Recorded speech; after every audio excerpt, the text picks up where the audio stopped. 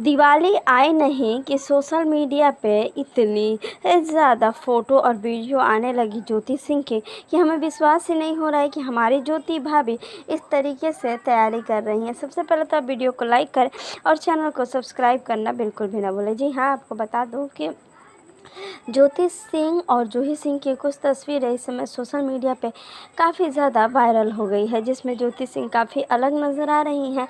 जी हाँ, बहुत जगहों पे आज ही धनतेरस सेलिब्रेट किया जा रहा है, तो ज्योति सिंह ने भी शायद अपने घर में आज ही धनतेरस शेयर मनाया है, इसीलिए तो उन्होंने धनतेरस वाली कुछ तस्वीरें भी शेयर की है। जी हाँ, हमारे बिहारी समाज में धनतेरस को छोटी दिवाली के रूप में मनाया जाता है। आप देख सकते हैं कि किस तरीके से ज्योति सिंह ने अपने घर परिवार के साथ ही इस साल दिवाली मनाया है। सोशल मीडिया पे ज्योति सिंह की हर साल अलग अलग तस्वीरें और वीडियो वायरल होती हैं, लेकिन इस बार ज्योति सिंह ने करवा चौथ से लेकर दिवाली तक हर एक अपडेट अपने सोशल मीडिया पर दिया है। अब देखना काफ़ी लाजमी होगा कि इसके बाद पवन सिंह के साथ वो दिवाली में नज़र आती है नहीं, वो तो समय ही बताएगा।